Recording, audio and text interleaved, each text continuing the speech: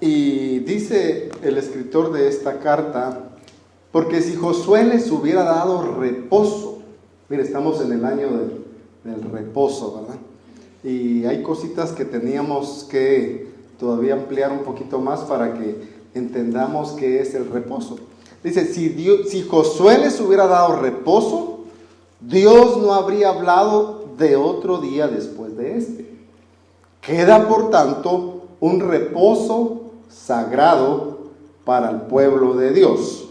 En base a este verso yo le he puesto a la enseñanza el reposo sagrado. Vamos a investigar de qué se trata esta tarde. Fíjense que cuando vemos el libro de Hebreos, del cual estábamos hablando, se menciona a la persona de Josué. Josué era el líder que Dios había levantado para llevar a su pueblo de Israel a la tierra prometida, a la tierra de Canaán, la tierra de la abundancia, pero también la tierra del reposo. Fíjense que la tierra prometida es algo que el pueblo de Israel tuvo todo el tiempo en su mente, y eso le dio las fuerzas para avanzar en medio de aquel desierto que estaban atravesando.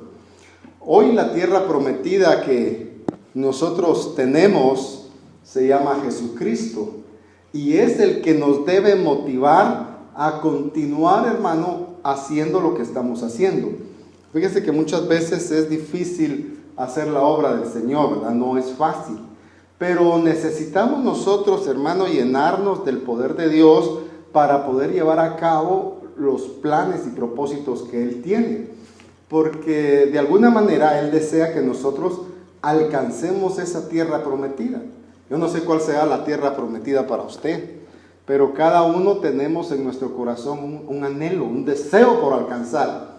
Como le digo, para muchas personas su tierra prometida puede ser venir a Estados Unidos. Pero hermano, todo esto es temporal y pasajero. El deseo de Dios es que nosotros alcancemos algo eterno, algo, hermano, que no vaya cualquiera a quitárnoslo. Dice que nosotros tenemos que tener nuestra mirada puesta en el cielo, allá donde los ladrones no entran a robar, ni el orín ni la polilla destruyen. Mire, aquí uno puede comprar su casita, hermano, y al cabo de los años, si uno no la cuida bien, pues la polilla la destruye, ¿verdad? Entonces, lo que el Señor nos está hablando es de que anhelemos nosotros algo más grande, algo que no sea solamente terrenal. Por eso le decía que nuestra tierra prometida es Jesucristo. En Él debemos poner toda nuestra esperanza y todo nuestro anhelo. Entonces, cuando hablamos de un reposo sagrado, así dice la palabra, no le pude poner otro nombre. No sé si alguna versión tiene usted que diga diferente, pero las que yo busqué, así decía el reposo sagrado, y decidí dejarlo así. Pero decimos, ¿cuál es ese reposo sagrado? Bueno, fíjese que nosotros veíamos en otras oportunidades atrás cómo el Señor, nuestro Dios y nuestro Padre, después de haber creado, hermano, todo este universo, dice que Él, después de trabajar por 6 días, escogió un día, un séptimo día, en el cual Él reposó. Y habiendo reposado Él, ese día fue santificado. Entonces, hoy en día, el reposo, muchos piensan que se trata de guardar un día en especial. Pero no estamos hablando aquí de un día, sino de algo que el Señor quiere que separemos. Y lo que Él quiere que separemos, hermano, es nuestro corazón. Así como Él quiere darnos reposo, también Él quiere reposar en nuestro ser. Y quiero mostrarle este pasaje. Dice Isaías 66:1. Así dice el Señor: el cielo es mi trono y la tierra el estrado de mis pies. ¿Dónde pues está la casa que me podráis edificar? ¿Y dónde el lugar de mi reposo? Fíjese que nosotros podríamos al Señor prepararle un edificio excelente, podríamos preparar cualquier lugar, hermano, para decir, bueno, aquí vamos a adorar a Dios, que el Señor se sienta agradado en venir a este lugar, que sienta el esfuerzo que hicimos si hubiéramos construido nosotros este lugar. Pero fíjese que a Dios no le llama la atención los edificios ni nada que nosotros podamos hacer para Él. Nosotros, hermano, no le interesa al Señor la forma que nos preparemos para venir a exponer incluso su palabra, sino lo que Él quiere es que nosotros nos preparemos para Él. Él no quiere específicamente un grupo aquí de personas que digan, bueno, estos me están buscando. No, Él quiere personas individuales. Quiere ver qué hay en tu corazón, qué hay en el tuyo, qué hay en tu corazón, en el corazón de cada uno de nosotros, para que Él diga, a ver, ¿dónde está el lugar de mi reposo? ¿Dónde está el lugar de mi reposo, Ana? En tu corazón. ¿Dónde está el lugar de mi reposo, Nancy? Eso el Señor nos pregunta. Entonces tiene que ser nuestro corazón, ¿verdad? Pero Él no va a reposar, hermano, en cualquier corazón. Entonces, nosotros tenemos que conocer qué es lo que al Señor le agrada, dónde Él quiere reposar. Veamos otros versos. Dice primera de Pedro 1:14. Como hijos obedientes, no os conforméis a los deseos que antes teníais en vuestra ignorancia, sino que así como aquel que os llamó es santo, así también sed vosotros santos en toda vuestra manera de vivir, porque escrito está, sed santos porque yo soy santos. Mire, el Señor desea reposar en nuestro corazón, pero Él no va a venir a reposar a un corazón donde nosotros no nos hemos apartado para Él. Fíjese que Él dice que seamos santos como Él es santo. Pero a veces decimos, pero ¿y cómo me santifico? ¿Qué es la santidad? Hermano, el ser santo no es otra cosa más que ser apartado para Dios. Mire, santo, usted le dice, bueno, esto es santo. En el Antiguo Testamento, cuando se hablaba de los utensilios, incluso que se usaban en el tabernáculo, hasta los mismos utensilios eran santos. ¿Por qué? Porque eran apartados para hacer una obra para el Señor. O sea que la santidad no necesariamente está en nosotros, sino que es cuando nosotros estamos apartados para el Señor. Es decir, este micrófono sería santo si nosotros dijéramos, bueno, este micrófono nadie lo va a tocar. Este va a ser para el Señor Jesús cuando Él venga y nos venga a traer una predicación. Y ahí lo vamos a tener todo el tiempo hasta que el Señor venga, ¿verdad? ¿Por qué? Porque está apartado para el Señor. O bien podríamos decir, este micrófono es santo porque no está dedicado a otras cosas, sino está dedicado a hacer la obra del Señor, para predicaciones del Señor, para cantos del Señor, y está apartado. Pues eso es lo que el Señor quiere en cada uno de nosotros, que estemos apartados para Él, para que Él pueda venir a reposar en nuestro corazón. Pero dice Pedro en el primer párrafo, como hijos obedientes. Miren la importancia, hermano, de la obediencia. Porque muchas veces nosotros podríamos decir, bueno, yo soy hijo de Dios y si Él quiere, pues aquí está su casa, pues Él me creó, aquí que venga. Pero no, dice el Señor, que Él espera que nosotros como hijos obedientes nos apartemos para Él. Él no quiere venir a apartarnos a la fuerza, ¿verdad? Sino que haya una actitud en nosotros. Fíjese que cuando hablamos de obediencia, el Señor es tan tajante, podríamos decir, que Él dice que Él prefiere la obediencia más que los sacrificios. ¿Por qué? Porque nosotros muy bien podemos hacer cualquier tipo de sacrificio, incluso hasta para dar nuestra ofrenda, decimos, va a hacer sacrificio, ahora hay un billetito. Y es algo que nos costó, ¿verdad? Algo que nos estamos sacrificando en dar. Pero dice el Señor, yo más que sus sacrificios quiero su obediencia, porque se agrada más Dios en nuestra obediencia. Y cuando hablamos de obediencia, hermano, estamos hablando de tantas cosas que dice, por ejemplo aquí, no os conforméis a los deseos que antes tenías en vuestra ignorancia.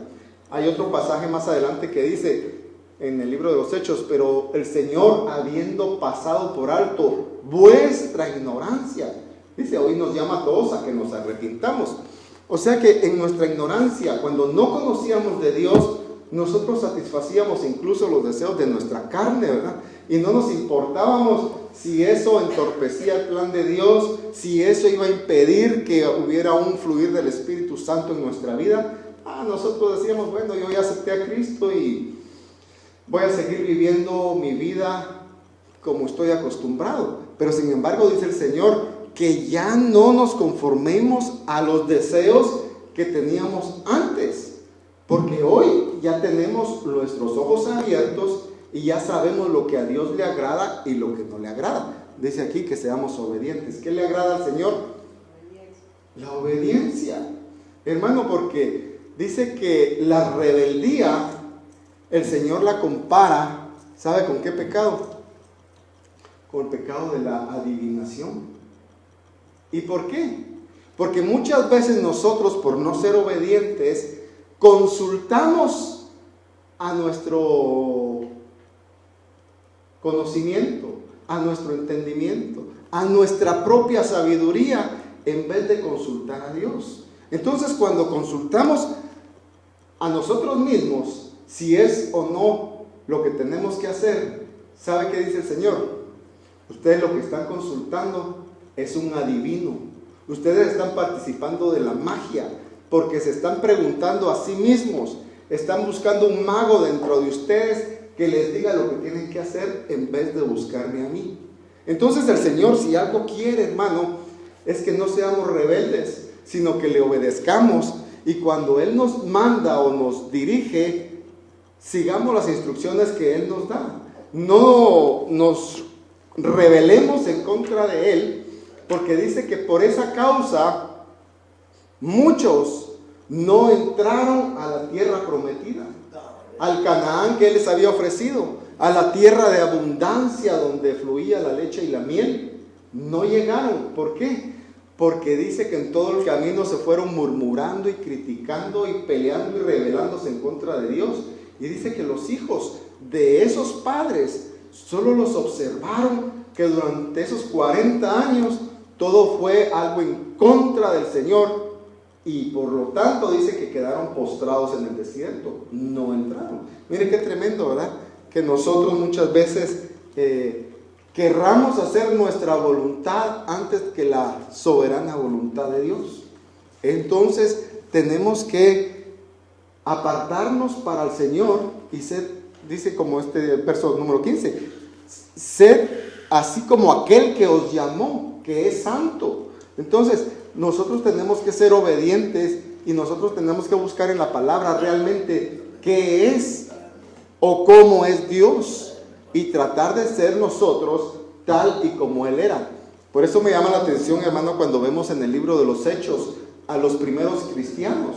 Dice que los primeros cristianos, cuando iban a Antioquía, y quiero aclararle que cuando digo los primeros cristianos, no significa que Jesús haya venido a decir, bueno, a partir de ahora existe una nueva religión. No. Cristo nunca vino a fundar ninguna nueva religión, sino que Él vino a darnos una manera de vida.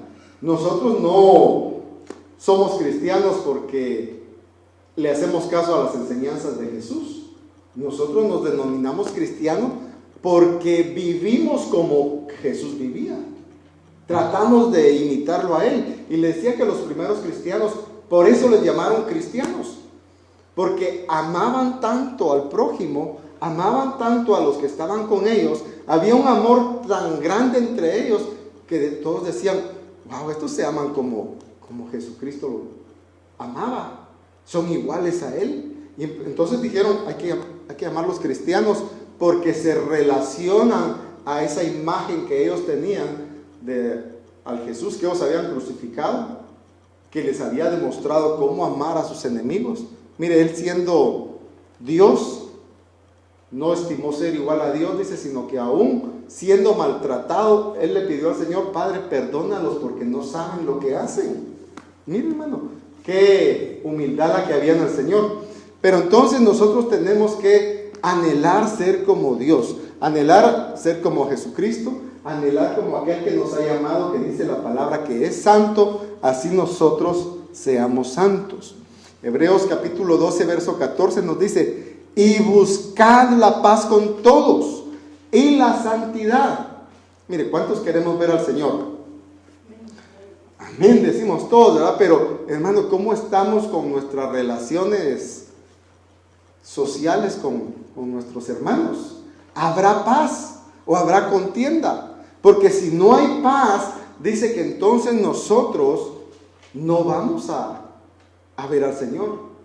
Bueno, tal vez decimos: sí, Señor, tú sabes que estoy tratando de ser humilde, trato de soportar las críticas, trato de mantener la paz, pero ¿y qué? ¿Y la santidad? Entonces, la santidad tiene que ver, hermano, en descontaminarnos de todo lo que el mundo nos pueda ofrecer. Yo sé que a veces, máxime cuando estamos nuevos en el Evangelio, sentimos como que es una carga tan pesada, ¿verdad? Pero entonces, recordémonos, este es el año del reposo, y en el reposo tiene que haber descanso, en el reposo tiene que haber paz, y en el reposo no tiene que haber carga. Por eso es de que les decía que el reposo no está sujeto a un día. ¿Por qué? Porque hay, por ejemplo, sectas o religiones que guardan específicamente un día. Por ejemplo, digamos el sábado. Y ellos dicen: no, vamos a guardar el sábado porque ese es el reposo para nosotros. Pero sin embargo, aunque guardan el sábado, no hay reposo, no hay descanso para ellos. Al contrario, es una carga pesada. Yo he escuchado personas que practican ese día de guardar un día específico, y en vez de que sea gozo y alegría, es una carga, hermano, que están pendientes. ¿Y a qué hora termina esto? Porque ya no soportamos estar guardando el sábado. Sin embargo, Dios quiere que apartemos un día. ¿Qué día? ¿El domingo decimos? No se trata de tener un día específico, porque yo les he dicho en otras ocasiones que todos los días son del Señor. No importa qué día usted lo aparte para el Señor, pero es un día que usted tiene que buscar realmente al Señor.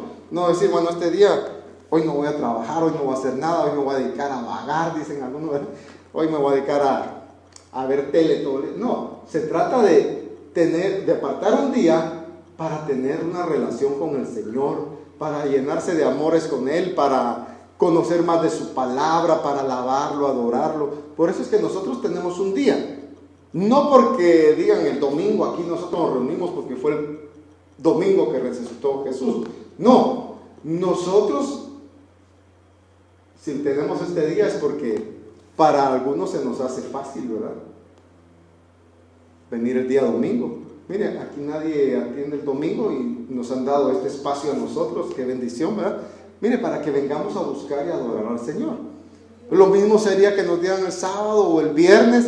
Si todos tuviéramos tiempo y pudiéramos venir, no importa el día, pero sí tenemos que apartar por lo menos en toda la semana un día para adorar al Señor, para agradecerle por todas sus bendiciones y maravillas que ha hecho con nosotros. ¿Por qué? Más adelante usted va a ver por qué. Pero ahorita sigamos con 1 Corintios 1. Fíjese que en 1 Corintios escogí este verso para que veamos cómo Pablo tenía una visión más allá de lo que sus ojos podían ver. Porque Pablo llega a una iglesia que él conocía las debilidades que habían en esa iglesia.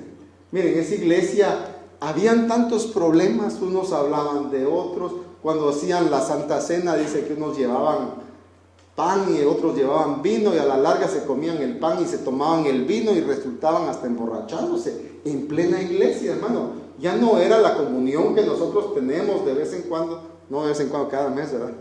Y decir, vamos a participar del pan y el vino. Ellos hacían un desorden eso. Pero a pesar de eso, llega Pablo y dice: Pablo, llamado a ser apóstol de Jesucristo por voluntad de Dios, y Sóstenes, que era otro hermano, dice, y Sóstenes, nuestro hermano, a la iglesia de Dios que está en Corinto. Mire, él manda una carta a la iglesia de Dios que estaba en Corinto. Pero me llama la atención este verso que dice: a los que han sido santificados en Cristo Jesús, llamados a ser santos, con todos los que en cualquier parte invocan el nombre de nuestro Señor Jesucristo, Señor de ellos y nuestro. Pablo conocía a esa iglesia, hermano, conocía los problemas que había, pero sin embargo su introducción es a los que han sido santificados, a los que han sido llamados a ser santos, y no solo aquí en esta iglesia, dice, sino en los que en todas partes invocan el nombre del Señor. O sea que nosotros aquí hoy estamos invocando el nombre del Señor, lo invocamos con la palabra, lo invocamos con los cánticos, lo invocamos de diversas formas. Por lo tanto, Pablo se estaba refiriendo también a nosotros, porque sabía que íbamos a invocar un día su nombre, y entonces dice: a esa iglesia quiero dirigirme, y empieza a dar ciertas instrucciones en esa carta. Pero yéndonos ahora a Tesalonicenses capítulo 4, primera de Tesalonicenses 4, dice: porque esta es la voluntad de Dios. Mire, yo aquí no vengo a decirle, hermano, apártese, hermano, agrádele al Señor porque eso es bueno y porque como yo soy el pastor se lo tengo que decir. No, dice aquí: porque es la voluntad de Dios. Entonces, la función mía aquí, hermano, es solo venirle, si quiere usted, a repetir lo que la palabra dice, para que no se nos olvide. Mire, muchas veces nosotros somos llamados a dar la alarma, y cuando usted ha oído una alarma, ¿cómo molesta, verdad? Cuando usted le dice: bueno, me tengo que levantar a tal hora, pero por si me quedo dormido dejo la alarma, y a cierta hora la alarma está y la golpea uno y por un ratito se cae, al ratito. Lo mismo es la función que tenemos nosotros, ¿verdad? Los que tenemos que dar la alarma. Todos somos llamados a dar la alarma, y no nos tenemos que cansar, aunque caigamos mal, porque eso es normal, ¿verdad? Que uno le caiga mal a la gente por estar haciendo y diciendo lo que es la voluntad de Dios. Dice el verso 3: porque la voluntad de Dios es vuestra santificación. Es decir, aquí aclara un poquito más, que os abstengáis de inmoralidad sexual, que cada uno de vosotros sepa cómo poseer su propio vaso en santificación y honor.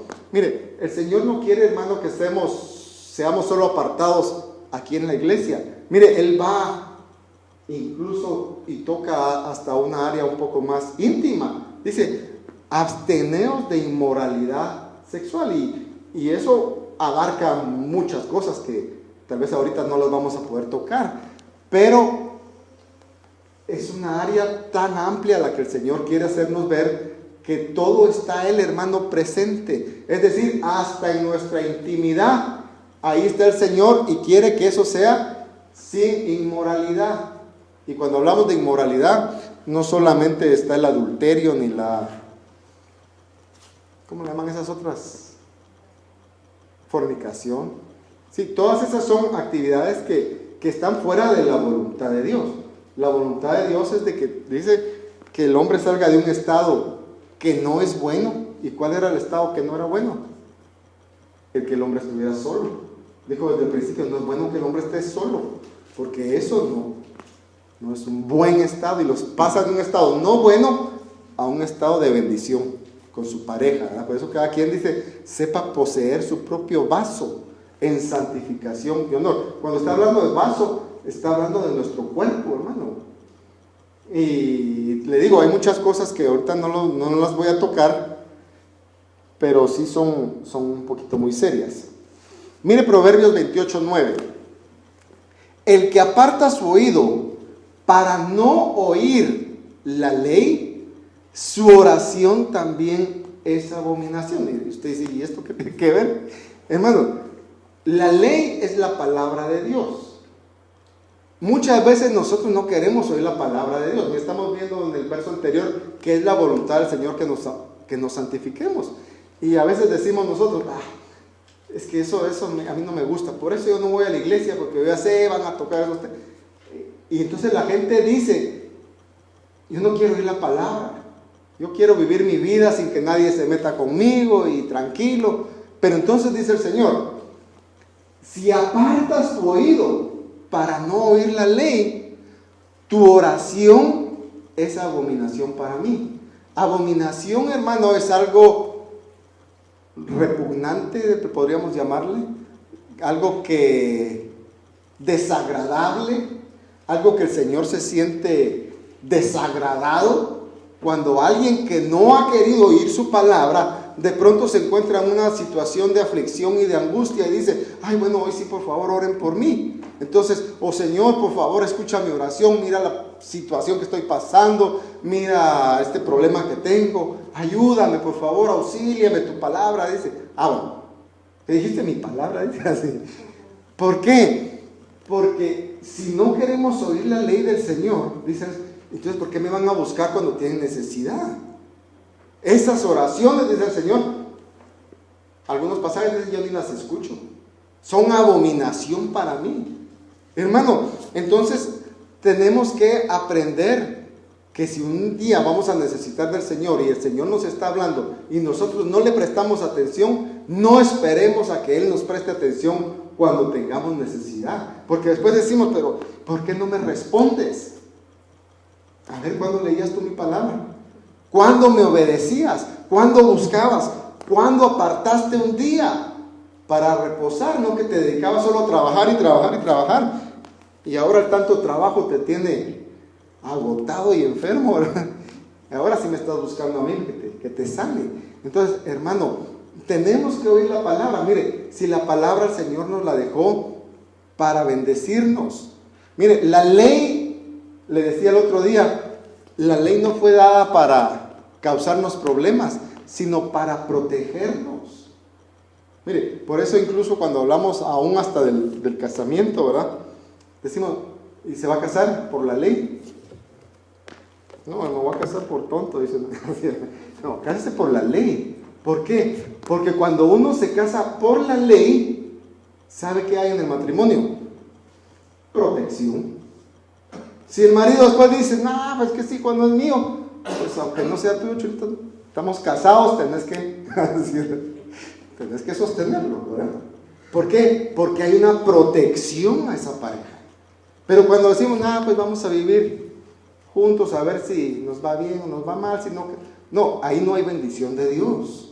Y aún aunque los hijos nazcan, hay una maldición, y eso se lo he venido hablando por muchas veces, que aún de mayores la gente se arregla, y gloria a Dios que se arreglen en obediencia, pero ya luego hay que ir a trabajar con esos hijos, orar por esos hijos, quitar esas maldiciones porque fueron concebidos en pecado, y el proceso es un proceso más largo, ¿verdad? Que si no se hace, van a haber después problemas, hermano, en la vida de esos hijos que fueron dados a luz en estas condiciones.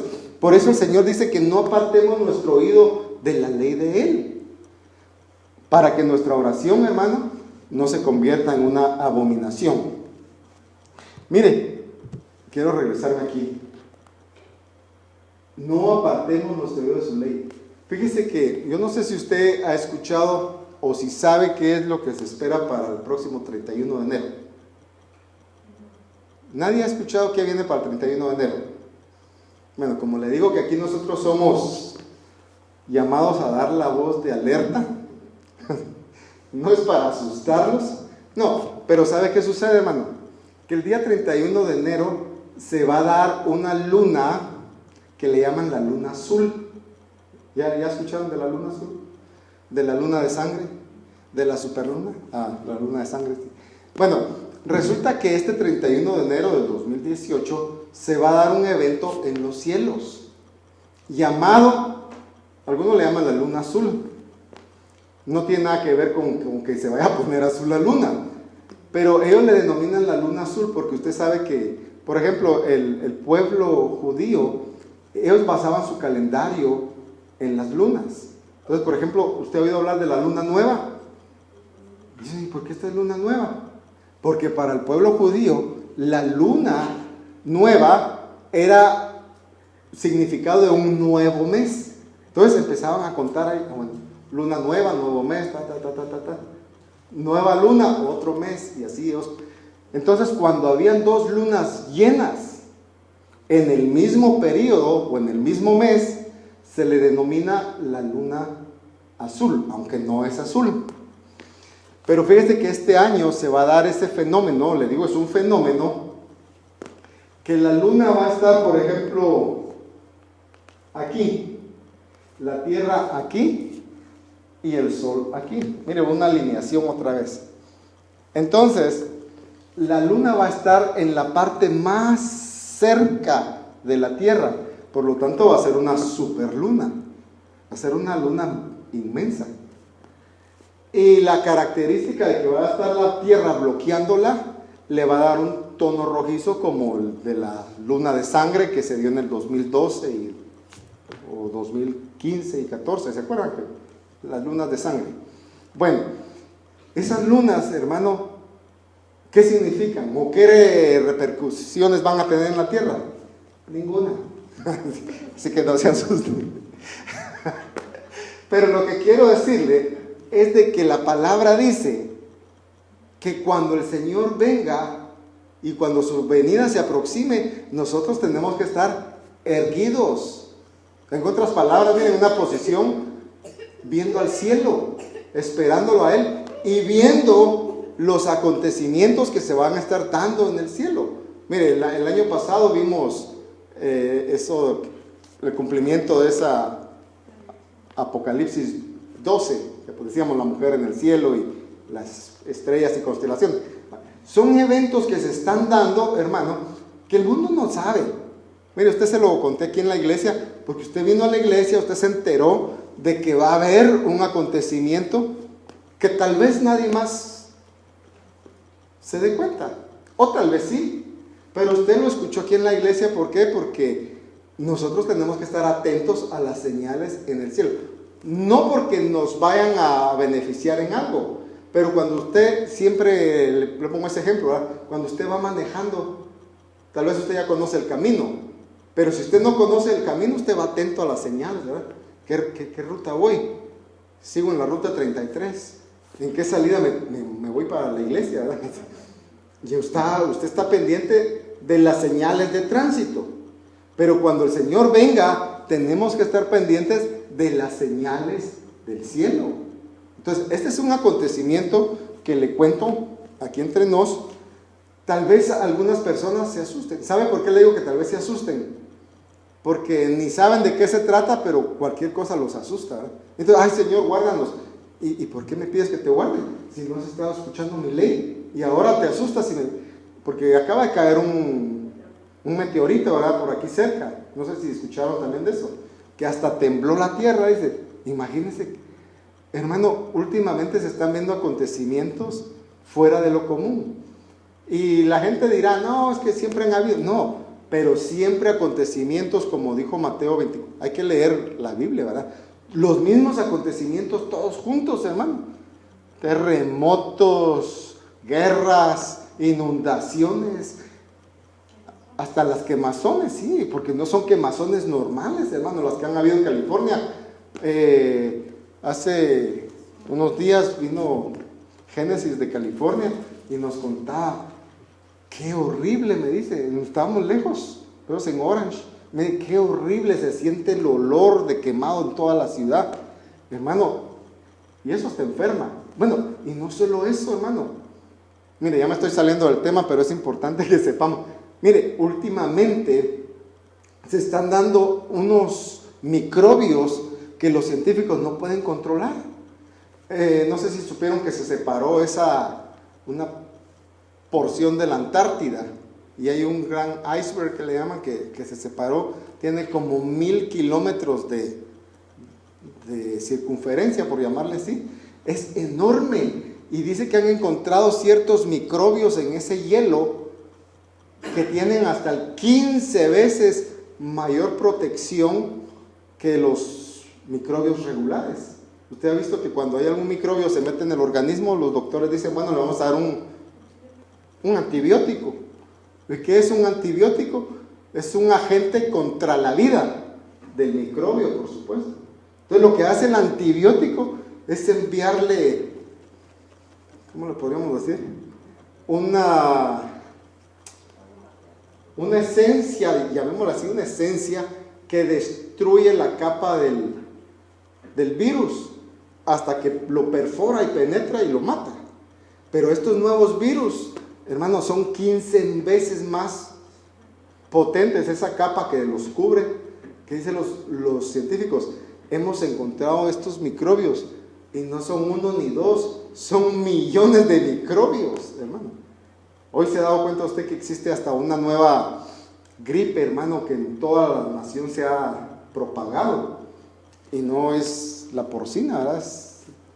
No sé qué otra. Pero entonces vienen, hermanos, situaciones tremendas para el mundo. ¿Y con qué solvencia nosotros vamos a poder ir delante de Dios y decirle, Señor, guárdame de esta peste o de esta situación que ven? Si no buscamos del Señor, si no meditamos en su palabra de día y de noche. Hermano, tenemos que leer la palabra para que cuando estas cosas empiecen a pasar, dice la palabra, ustedes erguíos, dice, y levanten su cabeza, porque su redención viene pronto. Hermanos, entonces tenemos que estar preparados y que nada nos asuste, porque nosotros somos apartados para el Señor. Nos estamos preparando y apartando para que Él repose en nuestro corazón. Entonces dice 1 Tesalonicenses 4:5, que no vivamos en pasiones o concupiscencias como los gentiles que no conocen a Dios. Miren, nosotros éramos gentiles, pero ahora ya conocemos a Dios. Decía Sonia, ahora ya somos parte del Israel espiritual. Ahora ya somos una nación santa, una nación apartada para el Señor. Entonces, como ya somos una nación, un pueblo que no éramos ni pueblo, pero ahora el Señor nos ha organizado como nación, dice, ya no vivan en esas pasiones, concupiscencia, no es otra cosa más que los deseos que cada quien tiene en el área que le afecta, ¿verdad? Entonces dice, ya no vivan en pasiones, ya no vivan con esos deseos que les afectan como los que son gentiles, como los que no conocen a Dios. Y que nadie peque ni defraude a su hermano en este asunto, dice, porque el Señor es el vengador en todas estas cosas, como también antes os lo dijimos y advertimos solemnemente, porque Dios no nos ha llamado a impureza, sino a la santificación. Mire, tenemos que apartarnos. La santificación tiene que ver con apartarnos al Señor. Me voy un poquito más rápido para que no se me vaya a desesperar usted y quiera irse corriendo.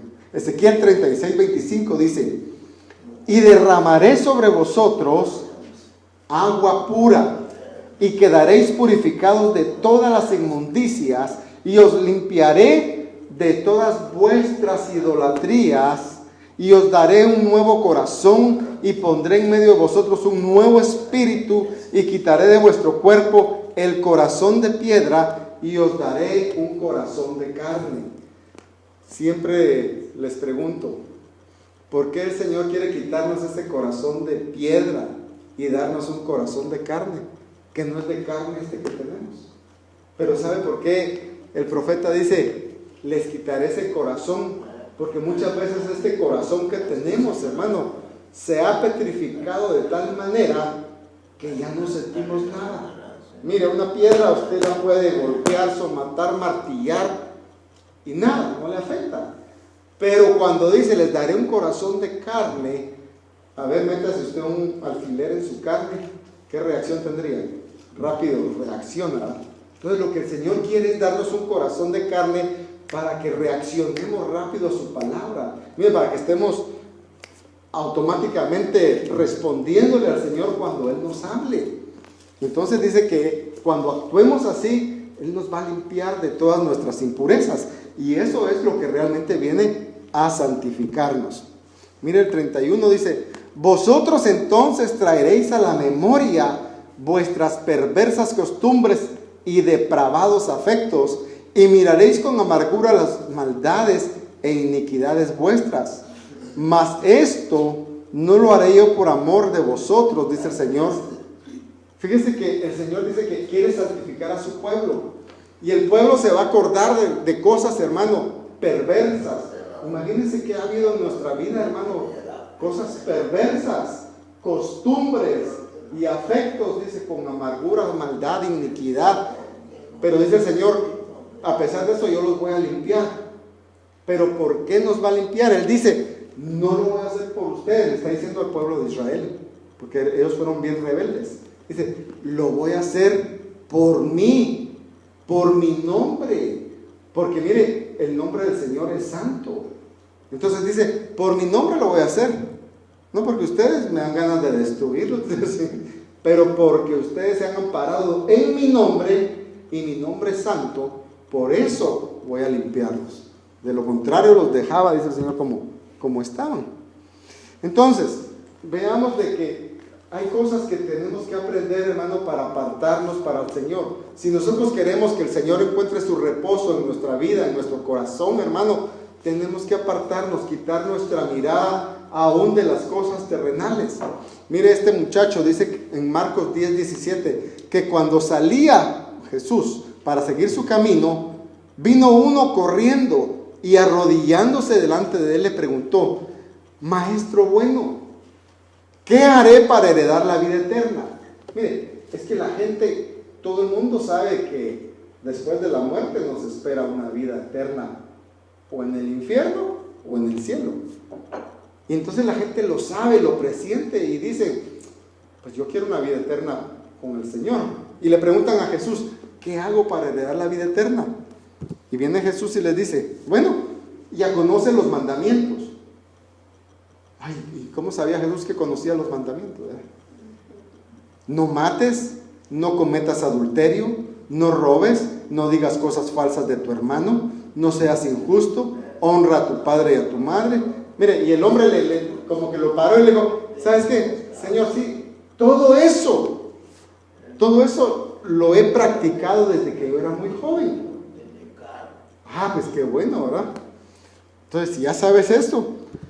Entonces le dice Jesús, le amó y dijo, pues entonces una cosa te falta, ya que tú has guardado eso. Realmente lo amó. Imagínense cómo el Señor le agradó tanto que este muchacho conociera de la palabra, ¿verdad? Dice que lo amó y le dijo, bueno, entonces si ya conoces todo esto, una cosa te falta, vende todo lo que tienes, dáselo a los pobres y entonces tendrás tesoros en el cielo, y ven y sígueme. Toma tu cruz. Digo, toma tu cruz, no la mía, ¿verdad? Porque esta yo la voy a cargar, porque cada quien tiene que cargar su propia cruz, ¿verdad? Sus propias cargas. Toma tu cruz y sígueme. Entonces dice que afligido por esta palabra se fue triste, porque él tenía muchas posesiones, tenía mucha riqueza, y que le diga al Señor, bueno, tú me quieres seguir, vende lo que tienes y sígueme. Entonces, hermano, eso entristeció al muchacho, porque él tenía su mirada en las cosas terrenales. Por eso le digo, no pongamos nuestra mirada en las cosas terrenas, en las cosas, hermano, que son vanidad. A la larga se muere uno, ¿y qué disfrutó uno? Lo único que usted disfrutó, hermano, fue lo que le alcanzó a gastarse del cheque. Si el resto lo guardó, lo perdió. Entonces, disfrutemos, hermano, lo que usted ganó esta semana, aparte una parte para el Señor y la demás, disfrútesela usted con su familia. ¿Sabe por qué? Porque si usted no se disfruta eso, aunque lo guarde y diga para mi vejez, usted no sabe cuándo vienen por nosotros, ¿verdad? Entonces, disfrutemos lo que tengamos. Mira, él se fue triste porque tenía muchas riquezas. Entonces, Pablo decía, mire lo que decía Pablo en Filipenses 3:7, pero todo lo que para mí era ganancia, lo he estimado como pérdida. ¿Por qué? Porque él amaba más a Cristo. Dice, y aún más, yo estimo como pérdida todas las cosas en vista del incomparable valor de conocer a Cristo Jesús, mi Señor, por quien lo he perdido todo y lo considero como basura a fin de ganar a Cristo. Mire, Pablo ahí tenía trofeos, tenía diplomas, porque era uno de los mejores fariseos, era fariseos. Mire, tenía sus títulos colgados, tenía medallas de honor, tenía reconocimientos. Y dice, yo todo eso lo he considerado basura, dice, porque cuando yo conocí la palabra del Señor y el peso que eso, el valor de conocer a Cristo, dice, Jesús mi Señor, yo he perdido todo. Mire, perdió riquezas, dejó todo. Pablo resultó, hermano, cuando usted ya ve sus últimos años, terminó rentando hasta una casa. Ahí dice que pasó 2 años rentando una casa en cierta localidad, y ya él preparado para entregar su vida al Señor, porque dijo, ya terminé mi carrera, ya solo me espera la corona de justicia. Mire, y dice la corona de justicia, ni siquiera está diciendo, pues me espera una corona de oro con diamantes. No, cuando él hace la alusión a la corona, se está refiriendo a una corona de laureles, hermano, que era con la que premiaban en aquella época a los vencedores. Ni siquiera él pensaba en riquezas. Entonces veamos ya para finalizar. Porque muchos andan, como os he dicho muchas veces, y ahora os digo llorando, dice, que son enemigos de la cruz, cuyo fin es perdición, cuyo Dios es su apetito y cuya gloria está en su vergüenza, los cuales piensan solo en las cosas terrenales. Por eso le digo, hermano, dele gracias al Señor que en esta área existe una iglesia con una sana doctrina, porque las iglesias de prosperidad abundan por todos lados, pero ellos le ofrecen a usted una prosperidad terrenal, hermano, en la cual al final dice el Señor, bueno, todos esos hijos del reino los echaremos a las tinieblas de afuera, donde será llanto y crujir de dientes. ¿Por qué?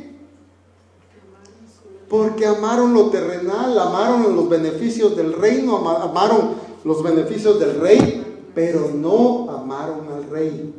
Entonces, hermano, cuidémonos de que nuestro corazón esté puesto en el rey, no en lo que él nos puede ofrecer. Y terminamos, ya casi, Filipenses 3:20, porque nuestra ciudadanía, ¿en dónde está?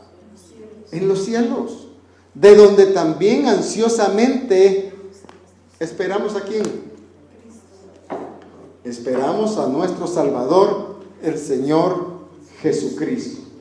Mire, hermano, entonces, cuando veamos nosotros y nos digan por ahí hay cosas que están pasando en el cielo, ¿qué dice la palabra que tenemos que hacer?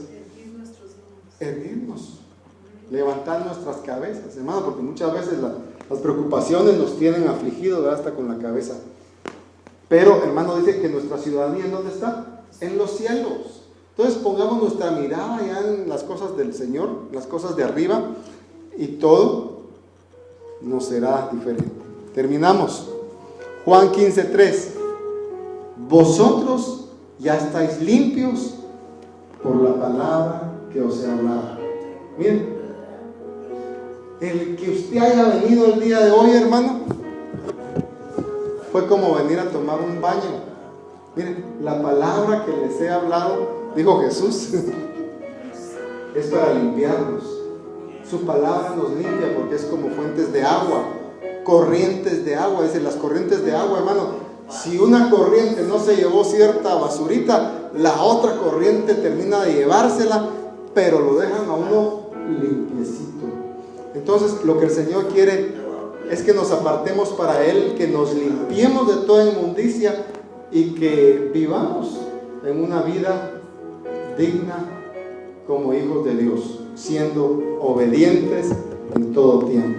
Amén. Vamos a inclinar nuestros rostros, y usted puede hacerlo, y vamos a pedirle al Señor que nos auxilie, nos ayude y nos ponga esos deseos, hermano, de que Él venga a morar y habitar y reposar en nuestro corazón. Padre, en el nombre de Jesús, hemos predicado tu palabra en esta tarde, Señor, y te suplicamos que tú permitas, Padre, que podamos recibir esta palabra pero como aquellas plantas que están bien plantadas, Señor, que al recibir tu palabra sea como esa agua que nos da nuevas fuerzas, Señor, y nos da nuevas energías, nos revitaliza, Señor, y nos ayuda a poder dar un fruto abundante. Padre, en el nombre de Jesús te suplicamos que nos ayudes a despojarnos de toda contaminación que nos impida que tú puedas venir a reposar en nuestro corazón. Padre, te suplicamos que en todo momento nuestro pensamiento esté dirigido hacia las cosas de arriba, que no pongamos nuestras miradas, Señor, en las cosas terrenales, Padre, porque en ellas nunca tendremos beneficios, pero cuando ponemos nuestra confianza en ti, dice tu palabra, pedid todo lo que deseéis y conforme tu fe será hecho. Padre, en el nombre de Jesús, esta tarde te pedimos que vengas a morar a nuestro corazón, Padre, y todas aquellas aflicciones que pudieran atormentarnos, Señor, nos traigan paz con tu presencia, nos traigan a nuestra vida entendimiento y sabiduría, Señor, y sepamos reconocer que solamente en tu ley nosotros podremos alcanzar ese gozo, esa felicidad, Señor, esa delicia, Señor, que hay en tu palabra. Padre, que podamos disfrutar todas esas cosas que tú tienes para nosotros. En el nombre de Jesús te damos gracias por tu palabra, Señor. Te bendecimos y asimismo te suplicamos que tú también nos bendigas, Padre. Bendice a cada uno de los que estamos en este lugar. Hemos venido a buscar tu bendición, Padre, y no nos queremos ir de este lugar sin saber que tú has derramado tu bendición sobre nosotros. Padre, gracias por esa bendición. Yo la imparto a cada uno de los que están acá presentes, Señor, para que al momento de irnos a nuestros hogares nos vayamos gozosos, sabiendo que tu paz y tu bendición va con cada uno de nosotros. En el nombre de Jesús, a ti sea toda la gloria y toda la honra. Amén y amén.